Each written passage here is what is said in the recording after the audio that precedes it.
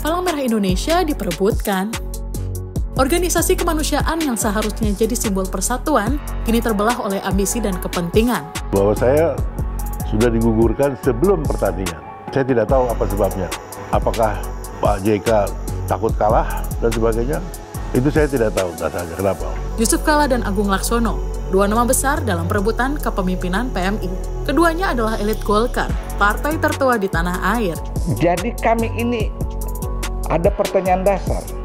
Apa haknya organisasi KDD ini memanggil semua pengurus PMI daerah? Apa kompetensinya? Tanpa melalui pengurus pusat. Dan ujung-ujungnya adalah mencalonkan Agung Laksono.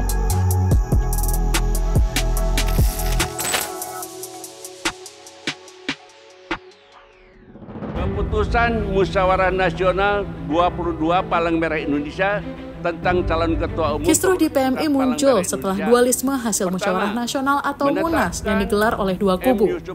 Yusuf Kalla dan Agung Laksono saling klaim sebagai ketua umum PMI periode 2024-2029. Pada 8 hingga 9 Desember 2024, Yusuf Kalla terpilih kembali secara aklamasi dalam Munas PMI ke-22 di Hotel Grand Sakit Jaya, Jakarta, dengan dukungan lebih dari 50% peserta.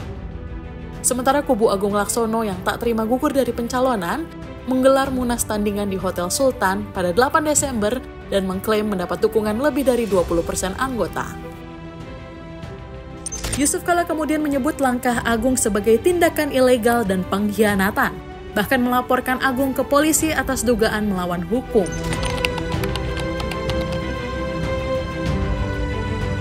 Ketua Panitia Munas PMI ke-22, Fahmi Idris menjelaskan bahwa sesuai pasal 66 ayat 1 dan 2, anggaran rumah tangga PMI, syarat untuk menjadi bakal calon ketua PMI harus didukung paling sedikit 20% dari jumlah pengurus penyelenggara musyawarah atau jumlah utusan yang berhak hadir dalam musyawarah. Dukungan untuk Agung Laksono disebut tidak mencapai 20%, melainkan hanya 6% dari total suara utusan yang berhak hadir, sehingga ia gugur sebagai bakal calon. Sebaliknya, Yusuf Kalla mendapatkan dukungan lebih dari 50%, sehingga bisa ditetapkan sebagai ketua umum secara aklamasi. Pada tanggal berapa itu 8 November, PMI melakukan Munas malam hari.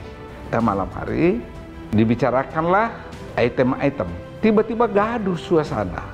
Kayaknya sudah diorkestrasi. Satu duduk di situ, satu duduk di sini, gaduh. Bersaut-sautan dengan suara kencang. Lalu diambil alih oleh pimpinan. Di sini critical point-nya. Pada malam itu sudah diumumkan bahwa Agung Laksono mencalonkan diri dan pendaftarannya itu 30 November. Dan jumlah pengurus yang mencalonkan itu adalah 50. Mencalonkan Agung Laksono. Sementara Pak JK malam itu yang mencalonkannya adalah 320. Dan 50 itu setelah diverifikasi hanya 32 yang memenuhi persyaratan. Pak JK yang mendukung 320, setelah diverifikasi yang sah hanya 287. Karena ada yang tidak ditandatangani ketua, macam-macam kan? Artinya apa? Pak JK lolos kan? Karena lebih 20%. Sementara Agung tidak lolos karena hanya lebih 5%. Ya, diumumkanlah bahwa hanya satu calon. yakni Pak Yusuf Kalla, berdasarkan ketentuan yang ada.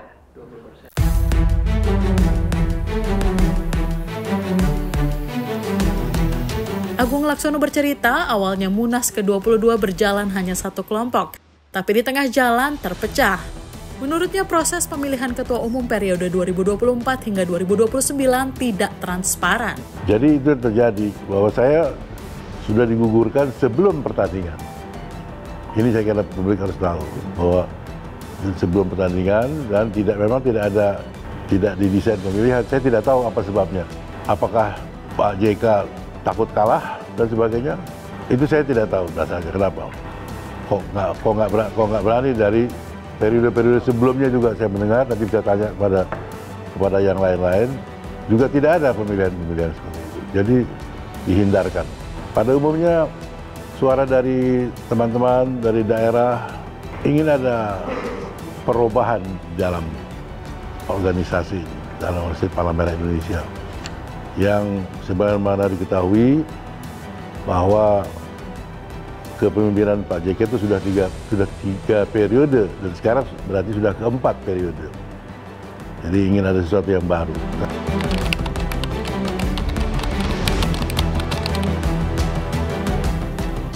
Hampir sebulan sebelum Munas di rumahnya pagi. Di Brawijaya atau mana? Iya, di Brawijaya. Disambut baik di rumahnya dan saya ceritakan bahwa saya akan maju karena didorong oleh teman-teman dan saya berkeinginan setelah sekian puluh tahun berkecimpung dalam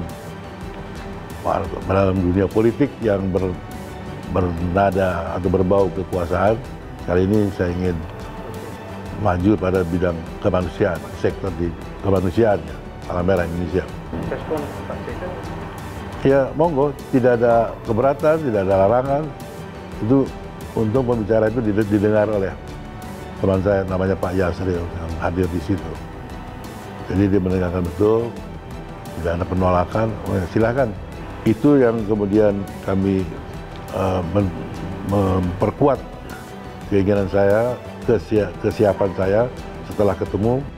Sekretaris PMI Sulawesi Utara Mercy Rampengan yang hadir dalam sidang pleno pada 8 Desember 2024 juga mengatakan bahwa pengurus PMI yang mendukung Agung tidak diberi kesempatan untuk menyampaikan pendapat. Bahkan mikrofon disimpan. Saya ingatkan lagi ke beliau, Pak. Bapak terpilih ketua umum itu, kami berteriak di ruangan, malah ada yang banting meja. Ini nggak ada yang banting meja. Tertib sekarang. Cuman jadi masalah gara-gara mic-nya disimpan. Jadi kami harus teriak-teriak dong. Sudah tidak punya mic lagi. Malah teman dari Papua dia pegang mic-nya, dia simpan karena sudah mau ditarik sama panitia, walaupun kemudian diambil lagi memang oleh panitia. Jadi ini kan hal yang tidak baik untuk Munas. Kami kecewa.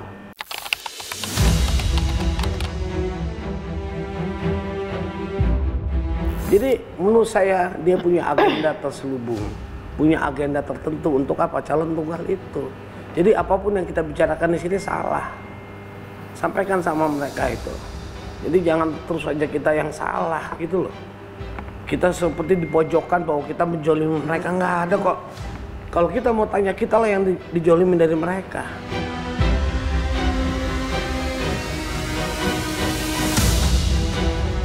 Komite Donor Darah Indonesia merupakan perhimpunan bagi pendonor darah yang telah disahkan Kementerian Hukum pada tanggal 7 Oktober. KDDI diketuai oleh Edward Nampitupulu. Di situ Agung Laksono duduk sebagai Ketua Dewan Pengawas. KDDI inilah yang disebut-sebut sebagai kendaraan Agung Laksono untuk mencalonkan diri sebagai Ketua PMI. Karena KDDI menyurati PMI daerah untuk meminta dukungan dan meminta pengurus daerah mencalonkan Agung Laksono sebagai calon Ketua Umum. Kalau saya nggak salah, 1 November organisasi ini sudah menyurat ke PMI daerah, meminta dukungan, meminta pengurus daerah mencalonkan Agung Laksono sebagai calon ketua umum, lengkap dengan kurikulum vitae beliau yang andalannya adalah dekat dengan pemerintah. Bahkan di situ dikatakan dia masuk tim pemenangan Prabowo. Isinya minta datang ke Jakarta konsultasi dan mencalonkan Saudara Agung Laksono sebagai calon ketua umum Palang Merah Indonesia. Lalu ditulis tiket ditanggung dan uang saku. Lalu bagian paling terakhir kalimat itu ada tertulis mohon membawa stempel. Jadi kami ini ada pertanyaan dasar. Apa haknya organisasi KDDI ini memanggil semua pengurus PMI daerah? Apa kompetensinya? Tanpa melalui pengurus pusat. Dan ujung-ujungnya adalah mencalonkan Agung Laksono.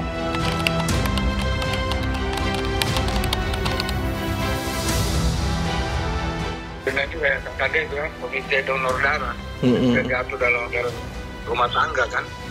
Iya. Tapi kami nggak datang. Tidak ada masalah, tapi kami mengganggu konstitusi, apalagi dilakukan kan tidak konstitusional.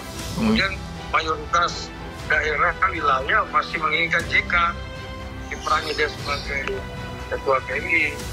Jadi kalaupun yang ada, ya silakan mengikuti mekanisme. Nanti mekanismenya itu tidak memenuhi syarat kan.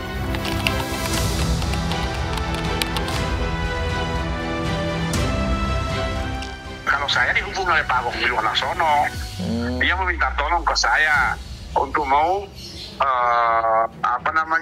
menyampaikan keinginannya. Saya bilang tidak bisa, otonom itu konsekuensinya itu sudah diatur Pak Agung oleh mekanismenya. Mereka melakukan pleno kabupaten kota itu, baru mereka akan memilih mana yang terbaik untuk mereka. Sebetulnya kalaupun betul menjadi jembatan ya tidak apa sah-sah saja. Kalau KDDI adalah inti dari masanya PMI, donor, tanpa ada pendonor ya bangunan PMI nggak ada. Pak JK mau bersama masuk dulu nggak ada kendaraan, nggak ada. Kalau itu jelas ada. Kami juga agak kecewa ya nanti.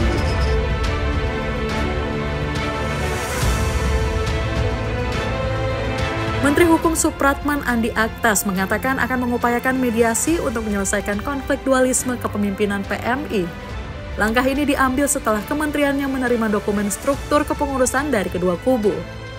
Kubu JK maupun Agung Laksono telah mendaftarkan kepengurusan versi mereka masing-masing ke pihak Kementerian Hukum.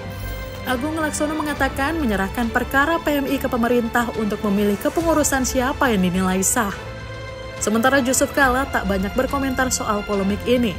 Namun sejak awal ia mengecam tindakan Agung Laksono sebagai aksi ilegal.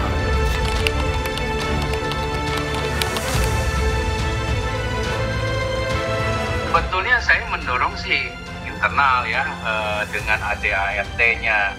Yang ini sebetulnya para kepala cabang atau ketua ya, saya lupa istilahnya kalau di provinsi dan kabupaten.